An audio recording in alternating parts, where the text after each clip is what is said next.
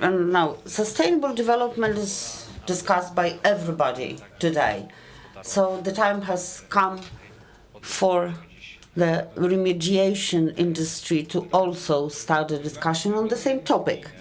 We've been talking about it, but soon the EU regulations will require all industrial branches to have non-financial reporting. And there will be environmental social governments, and these will impact the remediation branch. And this will be discussed by two persons from Achieving Net Zero governance remediation as mindset. part of an ESG reporting framework by Matthias Kattner, Mergers and Acquisition Associate and Specialist in ESG and Sustainability from Lion Environmental, and Andre Chiaradira, a Senior Consultant from Lion Environmental.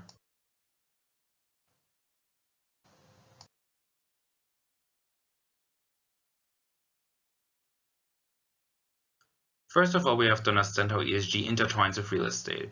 The use of an ESG standard framework for commercial and residential real estate, particularly by governments and developers, is an opportunity to realize assets during the course of development.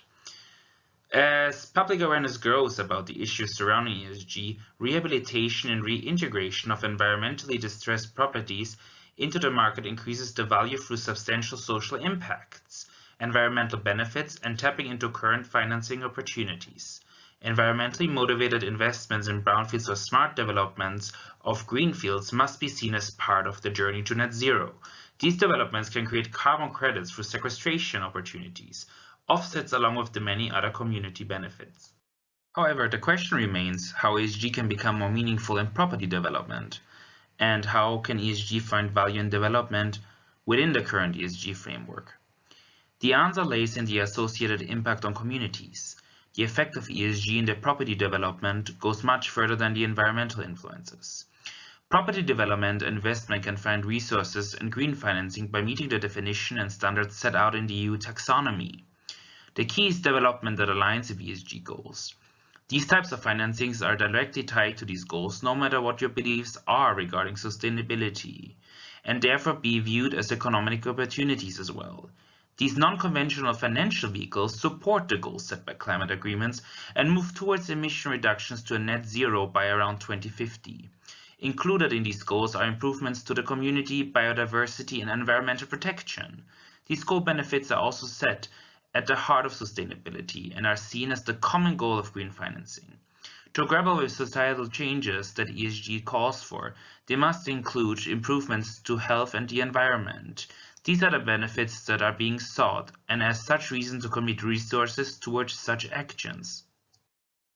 Therefore, we must understand what are these goals impacting our communities.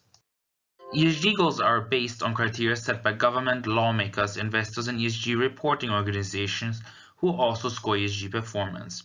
ESG at its core is a corporate government investment framework, which means in practice that companies that adopt ESG principles should consider, measure, and report the environmental, social, and governance aspect of their business alongside its financial considerations like profit, expenses, and growth to progress over time. On the other hand, investors will take into account companies' ESG scores alongside their financial attributes when deciding whether or not to invest in them. Meaning ESG is a quantifiable and measurable rating system, representing sustainability goals and standards. What is important to remember is that there are dozens of different frameworks for measuring ESG ratings and scores, whereas carbon is carbon, and we are not yet able to define a clear trajectory on how to measure ESG in a company's daily operation.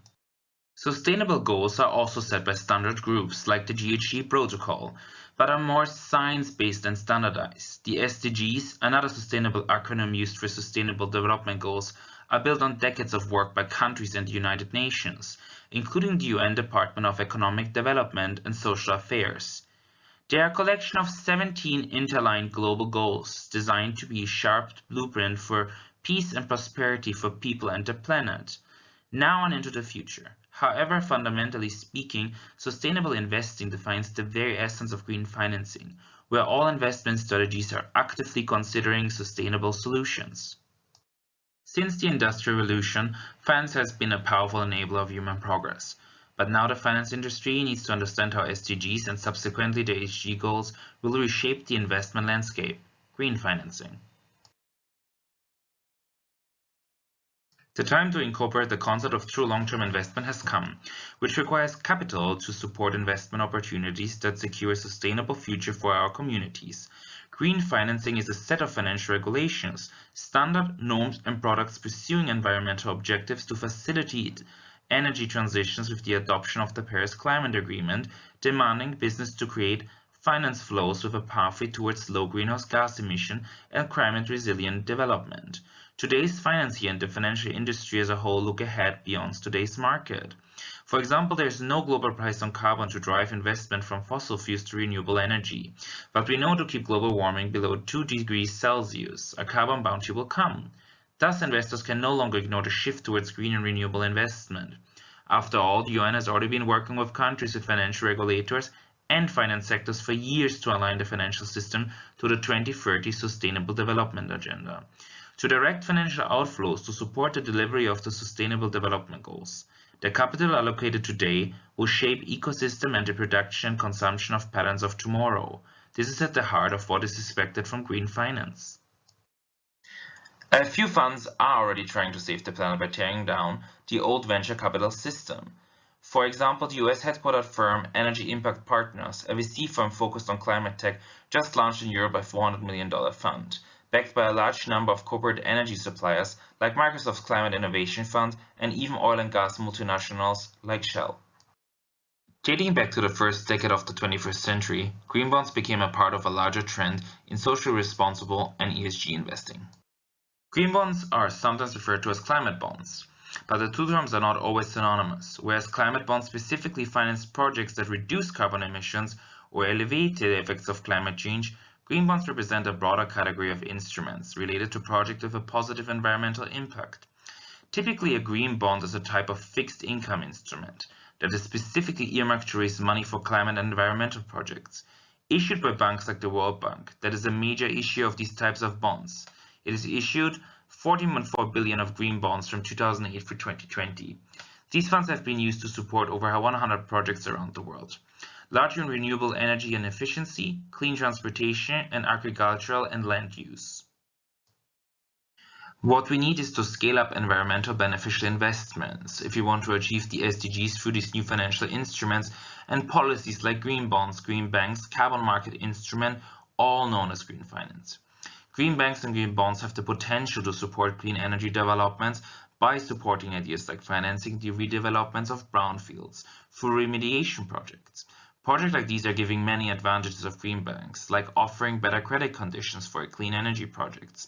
Development projects, either brownfields or greenfields, can be part of a net zero trajectory, which offsets for unavoidable carbon emissions. Remedial goals in property development must now include processes that work towards achieving net zero. After all, green financing for these banks and bonds is to increase the level of financial flows from the public and private sector to better manage environmental, social, and governance risk, which in response brings a decent rate of return and environmental benefit while delivering better accountability. The key here are strong multi-stakeholder partnerships and consistent standards. Strong multi-stakeholder partnerships, which promote major actors in the financial markets, banks, investors, microcredit entities, insurance companies, along with the public sector. The scale of the challenge and the speed of change is required is so large and so complex that the availability of technologies and finance is not enough. A strategic, cohesive response is needed from all stakeholders, not just companies, but also investors, governments, banks, and civil society. The longer we wait, the harder it will be. Achieving this unprecedented collaboration requires external expertise to bring different stakeholders together to identify and bridge gaps, so that all works towards the common goal of net zero. However, the different stakeholders don't have all the information that they need. Lots of companies publish sustainability data, but if it's fragmented and the way it's collated and published is inconsistent, it makes assessing data particularly challenging. The consistency of data is one of the biggest challenges in creating the incentives needed to drive investment. We need a shift to consistent, independently assured and verified sustainability reporting. It must be as vigorous as financial reporting, where standards are consistently applied around the world, or at least continents. Until there is consistency and verification, the stakeholders won't have the trust that is needed in what companies are doing to tackle climate change.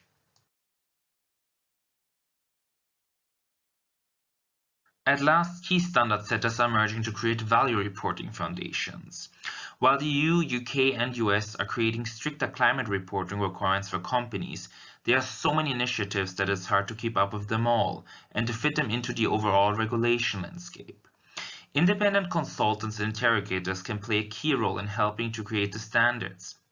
Transparency and trust in the system needed to enable governments, investors, and businesses to agree on targets and what constitutes progress. They can also help combine the power of finance, incentives, and taxes into single structured products, as well as create markets and platforms where emission can be traded. There is also legitimate concern about greenwashing and how to balance the concerns of workers and customers who may be impacted by the transition against the imperative to decarbonize the entire economy. Companies selling off their carbon assets to reduce their own carbon footprints. This does not solve the problem, because the assets remain operational and carbon emitting under a new owner. Real changes are needed, not change of ownership. Ernest Hemingway once said, "My aim is to put down on paper what I see and what I feel in the best and simplest way." Like the consistent standard we need on paper for the transition to net zero, which is just not about mitigating climate change and avoiding risks.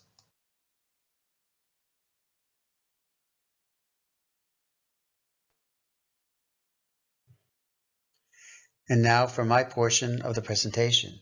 This is Andre Queredia, Senior Consultant at Lion Environmental. Businesses have been called to begin the journey to net zero. Net zero accounting is to include routine operations, but also non-routine undertakings. A remediation project is a non-routine action that needs to be part of the annual carbon footprint. First, for its impact on carbon output, but also seen as an opportunity for carbon reduction. Neglecting to consider this resource-intensive effort can result in a setback in the goal of net zero and to skew annual carbon reporting. The measures taken in an environmental effort need to include accounting for energy consumption, involuntary emissions, and logistic chain additions. In this framework, companies must understand the impacts of their environmental activities and to assess the opportunities for emission reductions. A remedial process necessitates a comprehensive calculation of its carbon footprint, an analysis of results, and crucial contributions, where to measure the reduction of emissions, and to do so in line with science. All systems follow the laws of thermodynamics and as such can be quantified in an equation. It is important when evaluating what is being counted is to follow the energy or to follow the money. How is the effort being powered? Are there alternatives available? What materials are being used to address an environmental release? Switching to renewable sources can be a possibility. Instituting work plans that minimize outputs to essentials and eliminate non-critical components. The rule to the journey to net zero future is to plan, plan, plan. What is paramount is to take actions where measurements can be made that can work towards overall benefits. The co-benefit is that environmental projects can also deliver benefits to local communities and to biodiversity. These are all part of the ESG goals. From an ESG perspective, a remedial project adds social elements along with the environmental benefits. This means there is more to a remedial cleanup than just the possibility to minimize carbon. So what are we talking about? The net zero value of a remedial project can be broken down into carbon offsets and carbon insets. First, the definition. Carbon offsets are a reduction of carbon emissions achieved by trading or buying from international brokers and retailers measurable tons of carbon dioxide equivalents that are removed through investing in projects that directly remove carbon through renewable energy sources. So the joke, what is the sound of a tree that is not cut down in a forest? Cha-ching. Carbon insets as a form of carbon emission reduction by the implementation of nature-based solutions, reforestation, agroforestry, renewable energy, are added into the company supply chain. They create carbon sinks. These reductions are also achieved by emission mitigation measures, reductions across the supply chain, and focused design of sustainability measures. Carbon insetting aims to do good rather than to do less bad within a value chain. Carbon insetting is the implementation of nature-based solutions. Generating emission cuts when investing in employees, incentivizing employees to use public transportation such as carpooling or switching to electric hybrid vehicles is another way. These are emissions that are outside the firm's direct control, yet they help to clean the environment, save employees money, and make improvements to the community. The International Platform for Insetting states that carbon insets are places in a company's value chain that are designed to generate greenhouse gas reductions in emissions, increase carbon storage, and at the same time create positive impacts for communities, landscapes, and ecosystems. Greenhouse gas emissions are categorized into 3 groups or scopes. These are the universally used accounting system set up by the Greenhouse Gas Protocol. Scope 1 covers direct emissions from owned or controlled sources, like fuels for heat, operations, and company vehicles.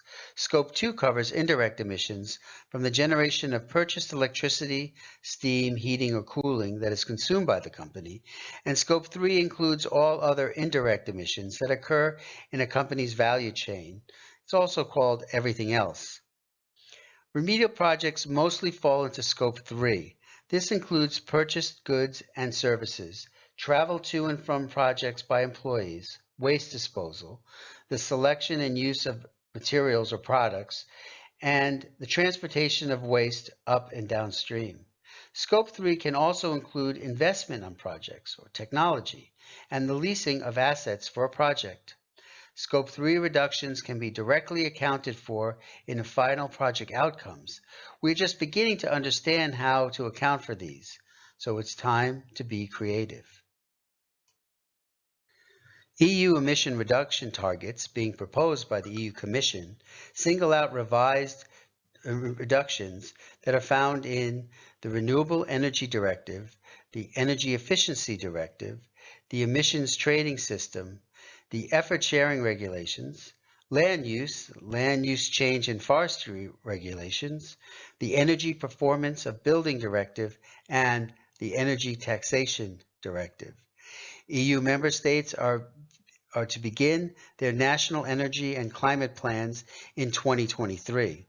The directives call upon public investment, but more importantly, for private investment to step in and finance climate-friendly projects.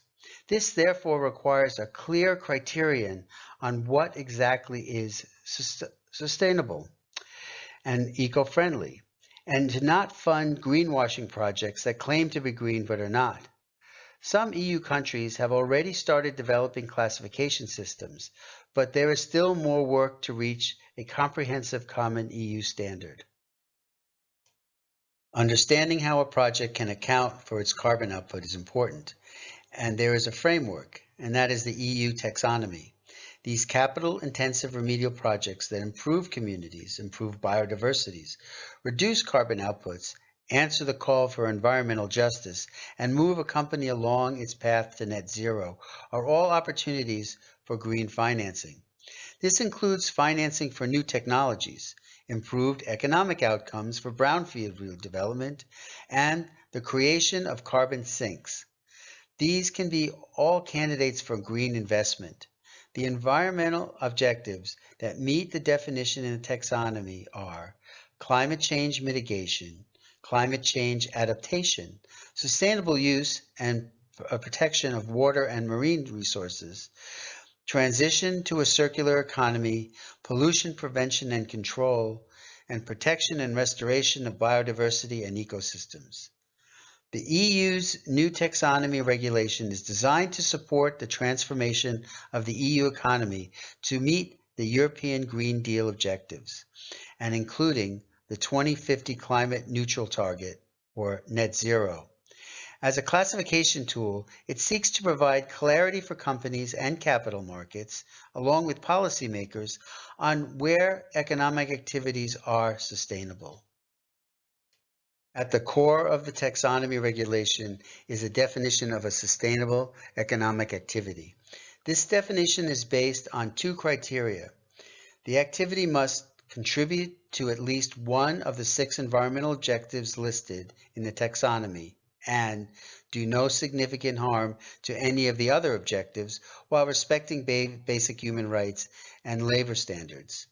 The economic activities in a remediation can be associated with several NACI codes and in accordance with statistical classification of economic activities established by regulation.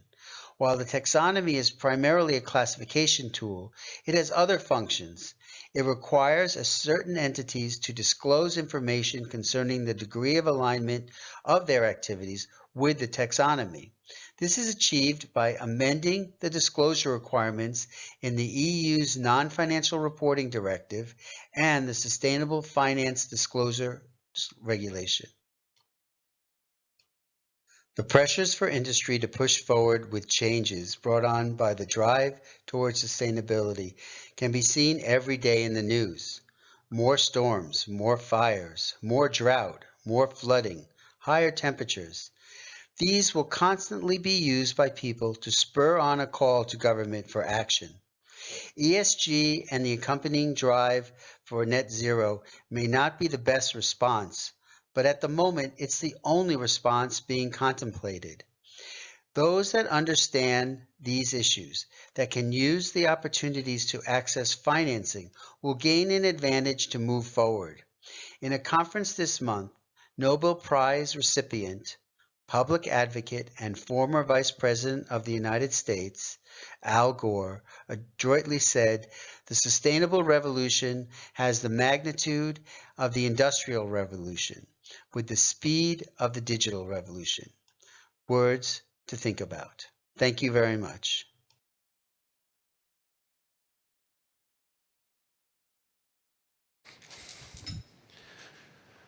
Dziękuję bardzo. Thank you very much.